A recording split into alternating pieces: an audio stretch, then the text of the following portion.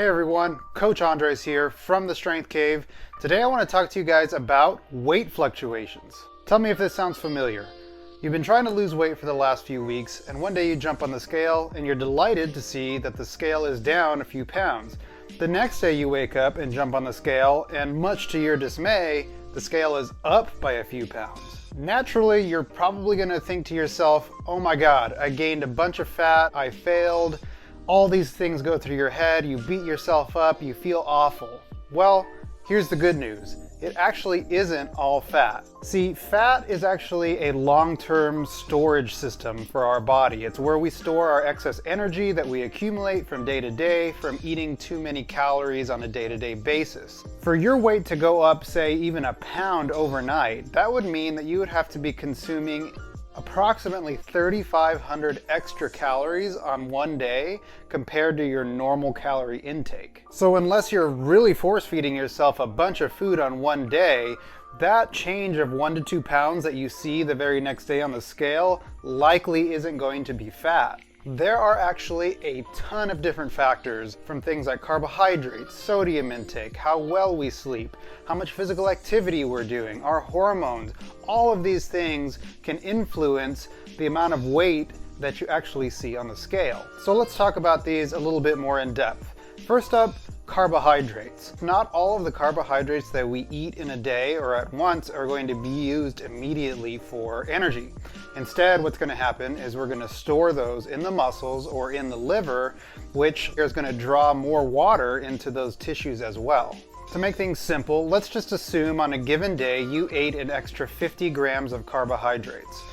Doing the math, that actually would equate to about a half a pound of weight that you would see on the scale the very next day. Another common culprit we see when it comes to weight fluctuations is sodium intake. Let's say you happen to oversalt your food one day, or you go out to eat, or you consume a food that is a little bit saltier than you did the day before. All of that is going to cause you to likely gain a little bit of weight on the scale because you're retaining more water. Now, everybody's a little bit different when it comes to how sensitive they are to sodium. So the amount of water that you're going to retain from taking in extra sodium kind of varies, but it's safe to say that taking in, say, even 500 milligrams or a gram of extra sodium per day can result in a lot of extra water retention. And one other thing that's related to your diet that can make big changes on the scale is food volume and constipation. If you happen to eat foods that are more voluminous, say more fruits and vegetables, all of that is going to sit in your stomach and in your digestive tract for a longer period of time, and it's actually going to take up more space and more weight in your digestive tract. And those types of high fiber foods also draw in more water into the intestines, which means you're going to be holding a little bit more water temporarily until you're able to get those foods out of your digestive system. Again, it's kind of hard to say how much weight this is going to add to the scale because everyone's a little bit different, but 1 to 2 pounds isn't unheard of when you do consume foods that are a little bit higher volume or having a little bit fewer bowel movements and things like that. Moving on to non-diet related factors, physical activity is something that can greatly impact how much water weight we retain. We're all very familiar with how doing a new exercise program causes us to get really sore, and that soreness actually causes us to retain more water in the cells as the body tries to repair itself. So if you start a new sport or a new activity, or even if you push yourself a little bit harder in the gym on a certain day than you're used to, you're likely going to retain more water in the muscles and in the tissues, and that's going to cause your weight to go up on the scale. Again, it's not unheard of for me to see my clients gain 1 to 2 pounds of extra weight after they start a new exercise program, and that is likely to stick around for, say, 2 or 3 days while their body recovers. Another big factor would be stress and sleep.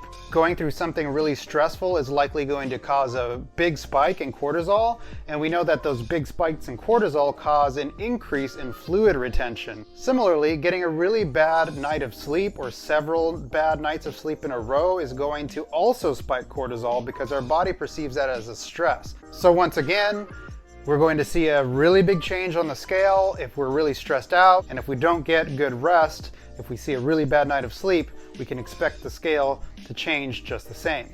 Finally, Our hormones can make a big impact on our fluid retention. This, of course, is far more common in my female clients because of the menstrual cycle and the changes in hormones that occur naturally from week to week. And so research has shown that in the days leading up to menses, we do see a gradual increase in weight and a gradual increase in water retention. And interestingly, physically active females tend to see more water retention than females who are not physically active. So if you haven't noticed, there's a big theme that sort of follows all of these points that I've made, and that's water weight. Water weight is something that fluctuates tremendously from day to day, and so getting sort of caught up in the day-to-day numbers is really not in your best interest if you want to maintain your sanity.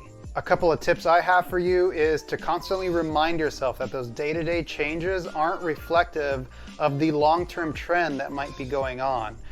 It's normal even during a fat loss phase to see that weight kind of even goes up from time to time and then goes back down. The last thing you want to do is make drastic changes based on a daily fluctuation that you see. Instead, it would be better to stay consistent for the rest of the week and see how your weight sort of works itself out. And if you see that your weight is either staying the same or is actually going up, then maybe it's time to make some changes. Another thing you want to do is just sort of start noticing how your body does respond to the talking points that I shared with you in this video.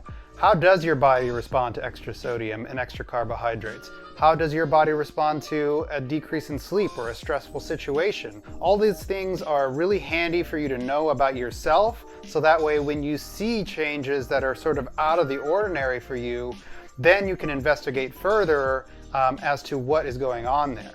All right, you guys, I hope that helps you get a better idea of why your weight might be fluctuating on a day-to-day basis. It's not all fat, it's usually just water weight, and so the best thing you can do is just stay patient, see what happens over time, and then make changes if necessary after you have the complete picture of what's going on. Thank you so much for watching, guys.